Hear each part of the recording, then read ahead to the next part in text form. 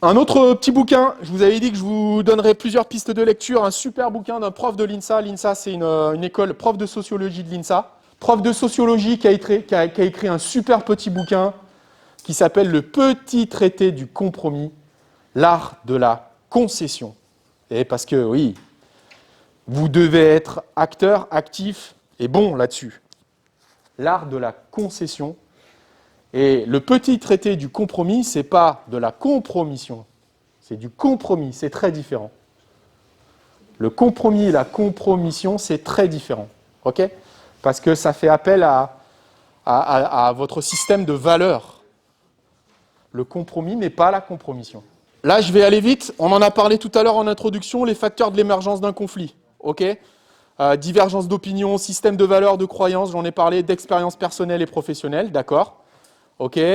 Avoir conscience que notre point de vue peut être enrichi avec celui de l'autre, et voilà l'importance du compromis et pas de la compromission. Et là, on va voir quelque chose. Vous devez connaître ces deux notions. C'est quoi le consensus et c'est quoi le compromis ? C'est quoi le consensus et c'est quoi le compromis ? Donc, on va le voir.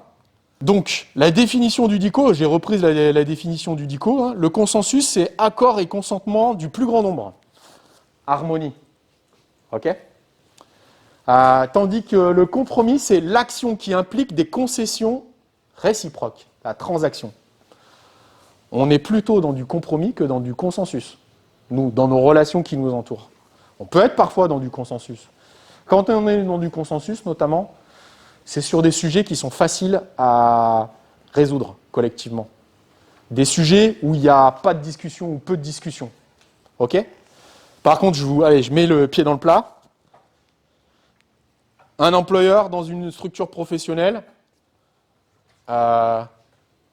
prévient un joueur et staff et il dit, bon ben voilà, pour qu'on vive tous, il faut une baisse de 25% du salaire. OK. Consensus ou compromis ?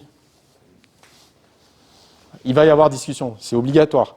Dès que vous touchez à quelque chose d'aussi important, il peut y avoir que discussion. Donc, je ne suis pas sûr qu'il y ait un consensus directement. Par contre, il y aura certainement un compromis. On est familier avec le compromis, pas de souci là-dessus. Par contre, le consensus, décision de groupe supportée par tous les membres, basée sur la compréhension minutieuse de toutes les informations.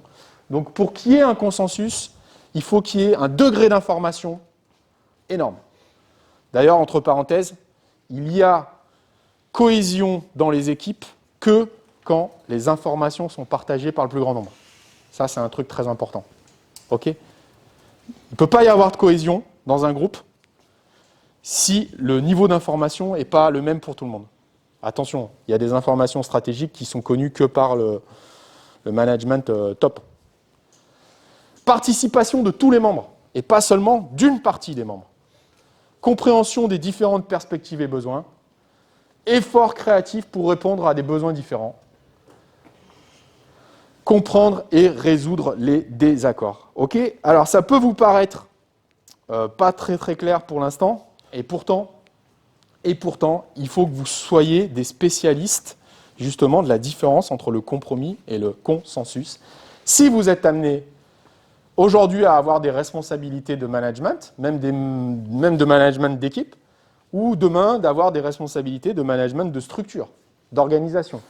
Okay ? Vous allez être tout le temps là-dessus. Et rappelez-vous cet adage, quand tu veux connaître la fin, regarde le début. Ça veut dire qu'il faut soigner absolument les débuts de votre management pour qu'il y ait une fin qui soit positive. Okay ? Si vous ne soignez pas le départ, c'est mort. Idem dans l'organisation de vos entraînements. Dans l'organisation de vos entraînements, il y a deux moments qui sont super importants. C'est le départ et la fin. Si vous bâclez, et on le fait souvent hein, moi-même, hein, donc je vais faire attention aujourd'hui en respectant le timing, si vous bâclez la fin, c'est terrible, c'est terrible. Les mecs vont rester sur cette image. OK ?